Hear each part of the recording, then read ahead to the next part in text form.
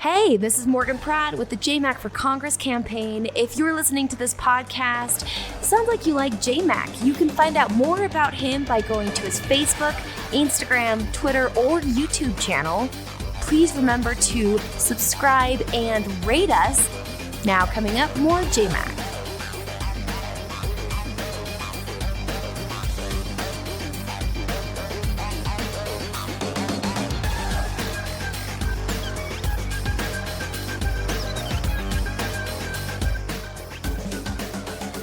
Hello there and welcome into another edition of the JayMac podcast. We'll call this Impeachment Edition number 1.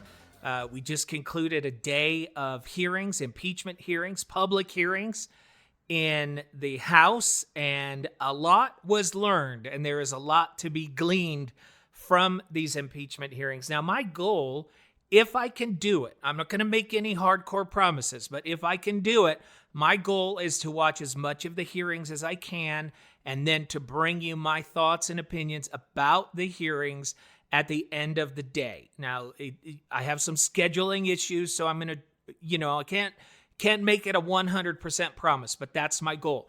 And I am approaching these hearings as if I was a member of a jury. That's my goal. If you know me, you know that I try really hard to get the biases out of the way and to try and give everybody the benefit of the doubt.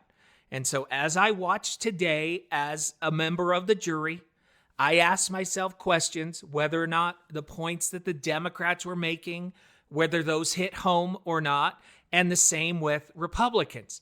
And so that's my plan to tell you, if I had to vote today as a member of the jury, how would I vote? That's how I'm approaching these hearings, and hopefully that will help you, because I know most of you can't sit there and watch the hearings all day, and so you're going to hear the sound bites depending on which news organization you listen to, and it's going to be hard to formulate an opinion in that way. So let me start out with my first observation here. Is it the Ukraine or is it just Ukraine? Because everybody keeps interchanging these things. I thought that the Ukraine was not the correct way to say it. That you just say Ukraine. Okay, let's just skip past that. You can leave a comment in our comments whether or not it's the Ukraine or Ukraine. I think it's just Ukraine. But so many people kept saying the Ukraine today. Okay, let's get to the hearing today. Now, I felt that both sides made some pretty compelling arguments. I thought the Democrats landed some punches, and I thought the Republicans landed some punches. So I think the best way to go about this is to start with the Democrats and tell you where I felt that they drove some points home, okay?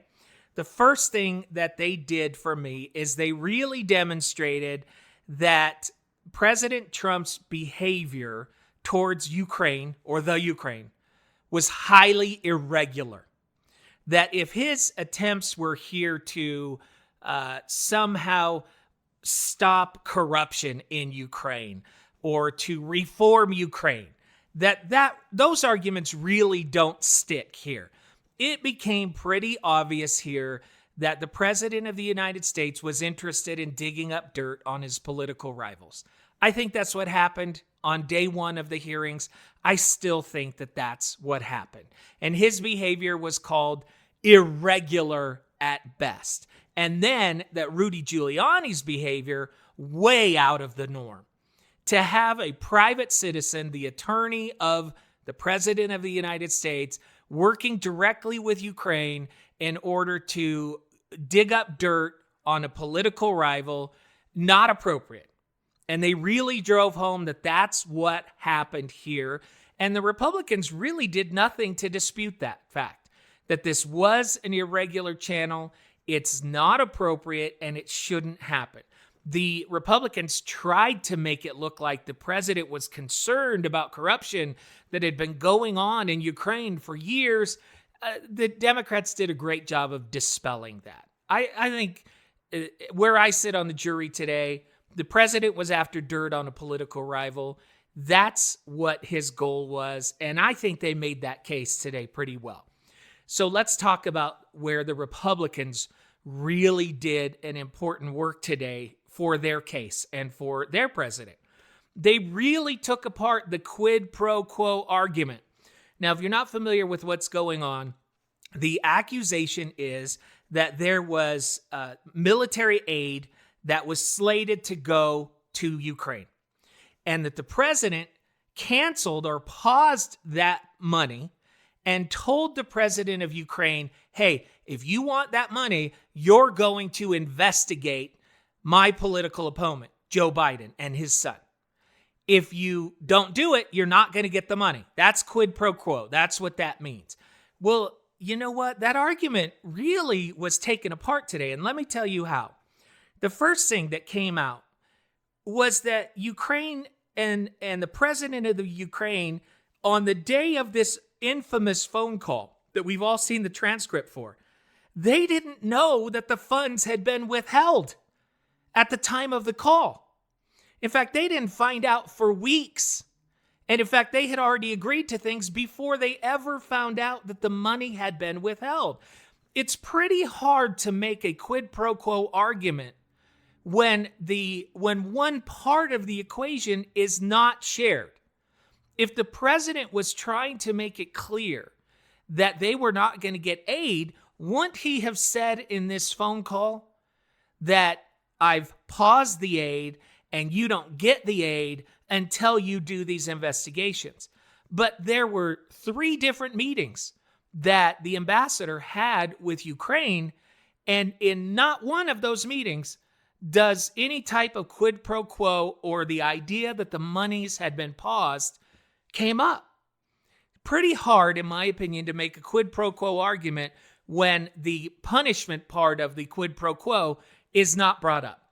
Now, maybe it was implied, maybe it was inferred, I don't know, but Ukraine didn't know the money wasn't coming. So that doesn't hold up for me yet. Maybe with future witnesses and testimony, they can drive that point home. But as far as where I landed on day 1 of the testimony, I wouldn't vote today that there was quid pro quo because there was no knowledge that the president was willing to or had suspended the money. You have to connect those dots. If they can connect those dots in the future, then that will be back on the agenda.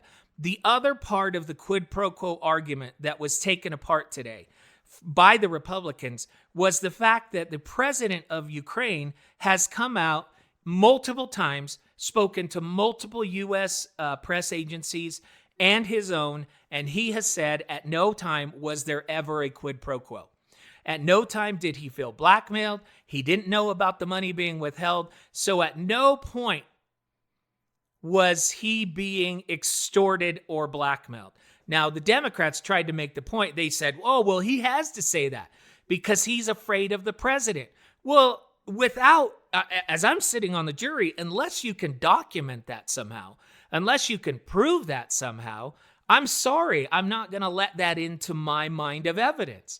You've got to demonstrate that the president of Ukraine did know the money was withheld. He did know that there would be a punishment if he didn't start these investigations. At this point on day 1, they didn't make that clear. The Democrats failed to connect those dots. And because of that, where I stand at the end of day 1 is that the president of the United States acted inappropriately and irregularly when it comes to asking an ally to investigate a political opponent. And the reason I say that was wrong is because if you flip the script and that was Hillary Clinton who had done that, there's no doubt in my mind that the Republicans would be all over it. They'd be talking about how bad it is. And I believe you have to hold both sides equally accountable to right and wrong. So where I'm at today, the president did not act appropriately by asking Ukraine to investigate Joe Biden. There are proper channels and ways to deal with corruption. Those ways were spelled out in the hearing today. How you go about that process and what that looks like. The president was outside of that, especially with Rudy Giuliani getting involved. So that's my first conclusion today. The president, wrong. He shouldn't have done it. He should not have done it. But in order for this to rise to the level of impeachment, quid pro quo, extortion, blackmail, whatever you call it, in my opinion, has got to be part of that equation. And the Democrats today failed to connect those dots. You can't have a quid pro quo if the punishment is not made clear.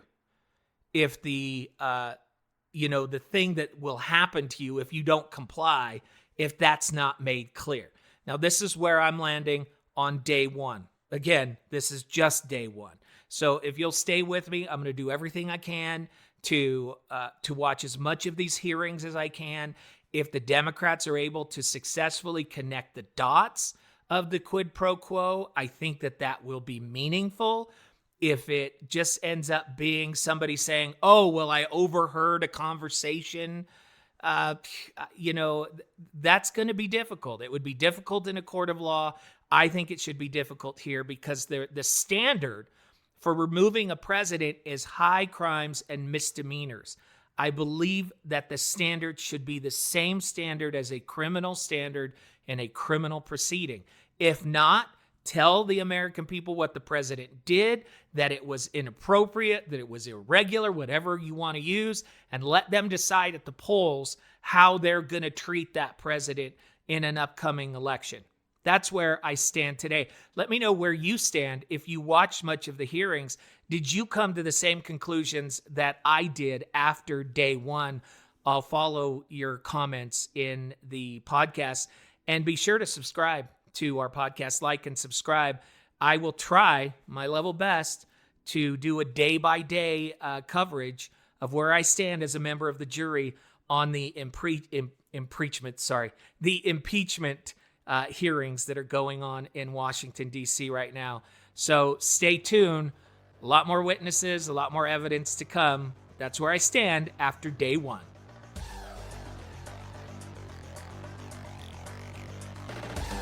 Thanks for listening to the JayMac podcast. If you'd like to donate to JayMac for Congress, you can go to jaymacforutah.com. That's jaymacforutah.com.